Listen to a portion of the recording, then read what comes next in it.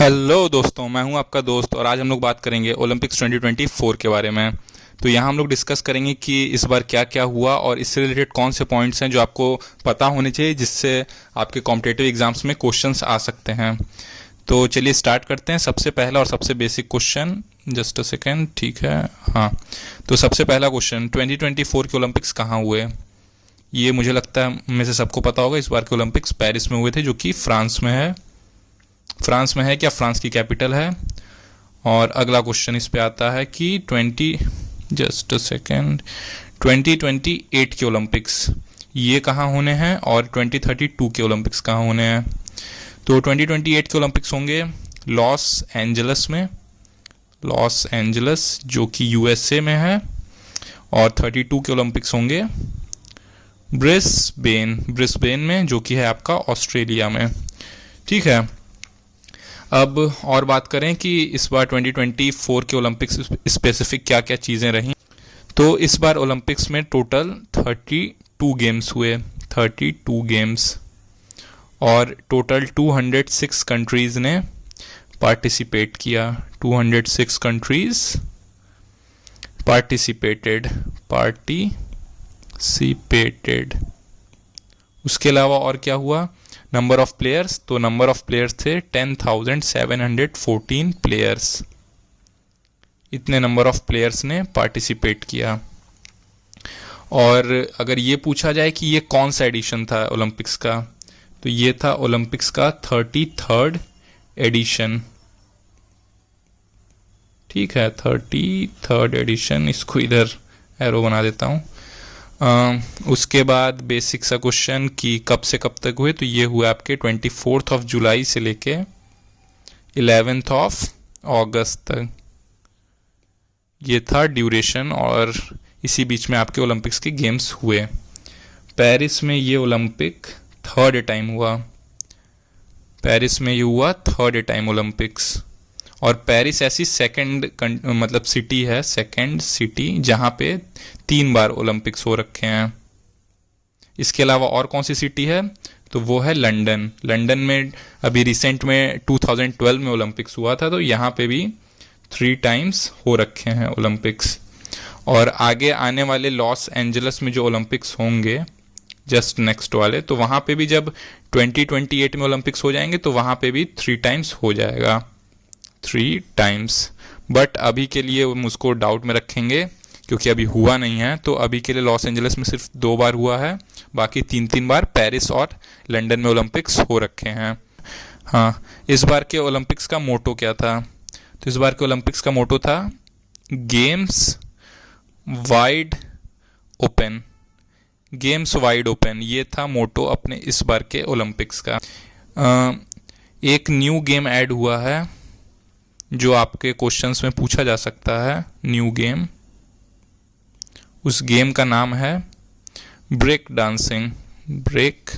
Dancing, जो आप लोगों ने देखा होगा बॉलीवुड या फिर हॉलीवुड गाने वगैरह में ब्रेक डांसिंग वगैरह देखने को हम लोग को मिल जाता है। अब अगर ये पूछा जाए कि ये ओलंपिक्स किस रिवर के पास हुआ था, कौन सी रिवर थी, तो रिवर थी अपनी सीन रिवर। सीन, ये आई है सीन रिवर। अगर ये पूछा जाए किस कंट्री ने, मतलब या फिर किस कंट्री से मैक्सिमम पार्टिसिपेशन हुआ था, maximum participation in number of players में, ठीक है, तो वो कंट्री थी यूएसए। अगर यही चीज़ पूछी जाए कॉन्टिनेंट में, किस कॉन्टिनेंट से मैक्सिमम पार्टिसिपेशन था, मैक्सिमम पार्टिसिपेशन, तो मतलब डाउटफुल होके कई लोग एशिया टिक कर सकते हैं, but the right answer is Africa. ये आप लोग को याद होना चाहिए कि अफ्रीका से सबसे ज़्यादा पार्टिसिपेशन हुआ था। ये है मेडल टैली। तो सबसे टॉप पे आता है आपका यूएसए, सेकंड नंबर पे है चाइना, थर्ड नंबर पे है जापान, फोर्थ पे ऑस्ट्रेलिया, फिफ्थ पे फ्रांस। तो आपको एक्चुअली ये 5 कंट्रीज़ याद होनी चाहिए, सीक्वेंस में याद होनी चाहिए। इसके लिए एक शॉर्ट फॉर्म बना सकते हैं, UCJAF, मतलब इसको हम लोग अकजाफ नाम से भी पढ़ सकते हैं। तो आपको ये याद होनी चाहिए। अब यहाँ पे इंटरेस्टिंग चीज़ देखते हैं कि जो फर्स्ट और सेकंड कंट्री है उनके number of gold medal same है, बस डिफरेंस आया सिल्वर मेडल में, और सिल्वर मेडल की वजह से यूएसए टॉप पे है। तो अगर पूछा जाए दोनों कंट्रीज में गोल्ड मेडल किसके थे, तो दोनों के सेम थे। कि इंडिया की इस बार की क्या पोजीशन रही, तो इंडिया था टोटल 71st पोजीशन पे। इंडिया को 1 सिल्वर मिला एंड 5 ब्रॉन्ज, टोटल हो गए 6 मेडल्स। ठीक है, अब हम लोग इंडिविजुअल मेडल्स देखते हैं कि इंडिया के कैसे क्या रहे। सबसे पहले हम लोग बात करते हैं नीरज चोपड़ा जी के बारे में।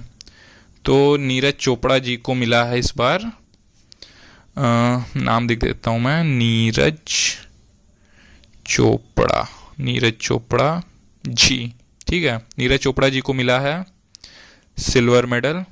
ठीक है, और अगर ये पूछा जाए कि इन्होंने मतलब कितने मीटर्स का थ्रो फेंका था, तो इन्होंने फेंका था जस्ट अ सेकेंड 89.45 मीटर्स का थ्रो, 89.45 मीटर्स का थ्रो फेंका था। और गोल्ड कौन जीता, अगर ये सिल्वर जीते तो गोल्ड जीता था इस बार का अरशद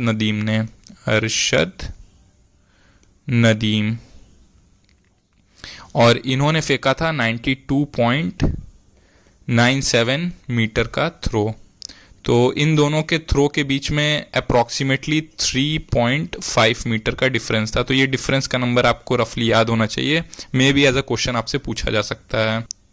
मनु भाकेर जी, ठीक है, तो मनु भाकेर जी को ब्रॉन्ज मेडल मिला इस बार।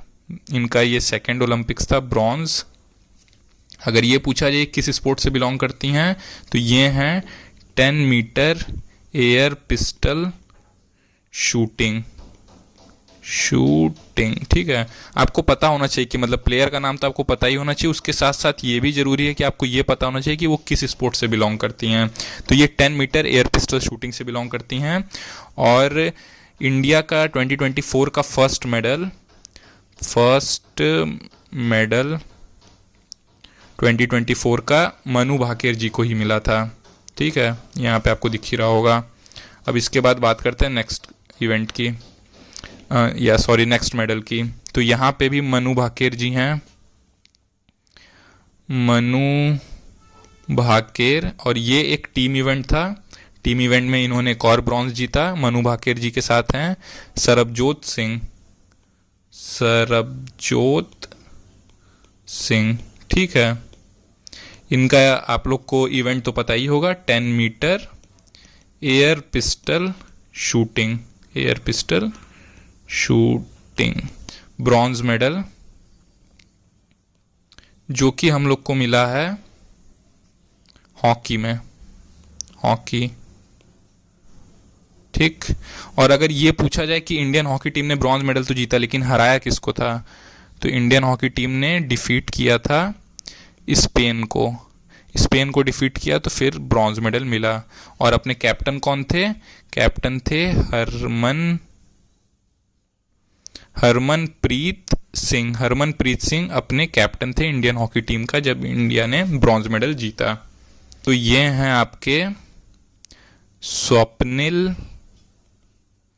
कुसाले जी हैं, ये स्वप्निल कुसाले जी, और ये बिलोंग करते हैं 50 मीटर राइफल शूटिंग से। 50 मीटर राइफल शूटिंग, इनको भी ब्रॉन्ज मेडल मिला है। मैं एक बार आप लोग से और रिपीट करना चाहूँगा, आपको प्लेयर्स के साथ साथ ये भी पता होना चाहिए कि वो किस इवेंट से बिलोंग करते हैं। ये बिलोंग करते हैं 50 मीटर राइफल शूटिंग से। ये अपने इंडिया के one of the very youngest and talented player हैं। इनका नाम है अमन सहरावत। ये आपका हरियाणा से बिलोंग करते हैं और इनको ब्रॉन्ज मेडल मिला है। ठीक है, और अगर पूछा जाए किस स्पोर्ट के हैं, तो ये हैं 57 kg फ्री स्टाइल रेसलिंग। ठीक है, और ये इंडिया के अभी तक के यंगेस्ट प्लेयर बन गए हैं, youngest player to win an Olympic medal. Youngest player Olympic medal, मतलब ये सबसे छोटे प्लेयर हैं जो इंडिया की तरफ से एक ओलंपिक मेडल जीत रखे हैं। मतलब इनको जब ब्रॉन्ज मेडल मिला तो उस समय इनकी एज 21 नहीं हुई थी, कुछ महीने में होने वाली थी। तो जैसा कि आप समझ सकते हैं कि कितने टैलेंटेड प्लेयर हैं ये। X gold medallist Abhinav Bindra, ठीक है, इन्होंने इस बार ही पार्टिसिपेट किया था। ये किस स्पोर्ट के हैं? तो ये हैं 10 मीटर राइफल शूटिंग के, राइफल शूटिंग। मनु भाकेर जी पिस्टल शूटिंग की थी, ये हैं राइफल शूटिंग के। डिस्टेंस दोनों के लिए सेम है, 10 मीटर की। इनको 2008 ओलंपिक्स में गोल्ड मिला था, ठीक है, और उसके साथ साथ ये इस बार के टॉर्च बियरर रहे अपने 2024 ओलंपिक्स के। उसके साथ साथ इनको रिसेंटली अभी एक और अवार्ड मिला है जिसका नाम है ओलंपिक ऑर्डर अवार्ड, ठीक है। ये इंडिया की तरफ से फर्स्ट प्लेयर बने हैं जिनको ओलंपिक ऑर्डर अवार्ड मिला है। अब ये भी एक one of the important players हैं। इनका नाम है अविनाश, जस्ट अ सेकेंड, इनका नाम है अविनाश साबले जी हैं ये, ठीक है। ये किस स्पोर्ट से बिलोंग करते हैं? ये हैं 3000 मीटर स्टीपल चेज। तो आपको पता होना चाहिए कि किस स्पोर्ट से बिलोंग करते हैं। इनके बारे में खास बात यह है कि ये 300 मीटर स्टीपल चेज के फाइनल्स के लिए क्वालिफाई हुए थे। अनफॉर्चुनेटली कोई मेडल नहीं मिला, बट ये फाइनल्स के लिए क्वालिफाई हुए थे। तो इनका नाम है धिनिधि देसुंगू,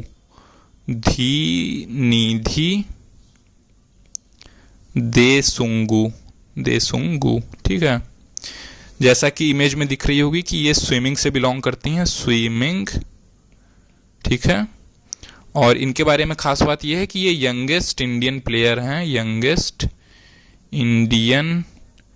प्लेयर जो 2024 के ओलंपिक्स में पार्टिसिपेट की थी। 2024 ओलंपिक्स पार्टिसिपेटेड। तो आपसे ये क्वेश्चन डायरेक्ट पूछा जा सकता है कि यंगेस्ट इंडियन प्लेयर कौन था 2024 ओलंपिक्स में इंडिया की तरफ से। तो उस समय इनका नाम आपको याद होना चाहिए, धिनिधि देसुंगू। और धिनिधि देसुंगू जी के बारे में ये भी पूछा जा सकता है कि किस स्पोर्ट से बिलोंग करते हैं। तो स्विमिंग है इनका स्पोर्ट्स, ये भी आपको पता होना चाहिए। ये हैं गगन नारंग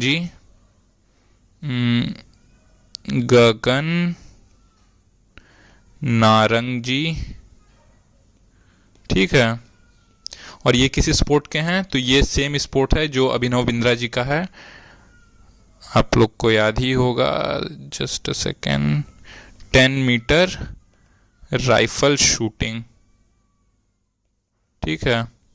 और अगर ये पूछा जाए कि मतलब अभी ये इंपॉर्टेंट अचानक से क्यों हो गया, तो फिर एक्चुअली ये थे इंडिया की तरफ से स्टेट डी फ्रांस, ये इंडिया की तरफ से थे स्टेट डी फ्रांस, तो इसलिए ये काफ़ी इंपॉर्टेंट हो जाते हैं। तो अगर पूछा जाए 2024 के ओलंपिक्स का मैस्कॉट क्या था, तो वो आप लोग को इमेज में दिख रहा होगा, वो था फ्रिजियन कैप्स,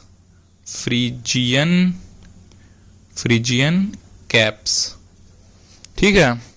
ये था अपना 2024 ओलंपिक्स का मैस्कॉट। ये बहुत छोटा सा पॉइंट, और अगर आपको याद रहेगा तो हो सकता है आपके एक आध नंबर बढ़ सकते हैं किसी कॉम्पिटिटिव एग्जाम्स में, ठीक है। उसके अलावा एक और स्टैटिक चीज़ है जो आपको पता होनी चाहिए कि प्रेसिडेंट ऑफ इंटरनेशनल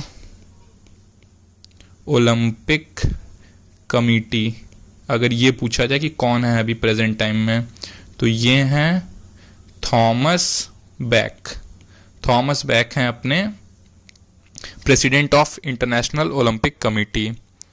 तो गाइज मैंने कोशिश किया है कि मैक्सिमम चीज़ें यहाँ पे कवर हो जाएं अपने ओलंपिक से स्पेसिफिक, और मैं होप करता हूँ कि इससे आपके किसी न किसी कॉम्पिटिटिव एग्जाम्स में आपके कुछ क्वेश्चंस फंस जाएं और आपका वो सही भी हो जाए। बाकी अभी तक के लिए इतना ही गाइज। अगर आपको ये वीडियो अच्छी लगी हो तो इसको अपने फ्रेंड्स के साथ शेयर करिए और इसके नोट्स बनाइए और कोशिश करिए कि चीज़ें आपको याद रहें। और बाकी मैं आशा करता हूँ कि आपका एग्ज़ाम अच्छा जाएगा। और अगर आपको इसी तरह के और कंटेंट चाहिए तो आप इस चैनल को सब्सक्राइब भी कर सकते हैं।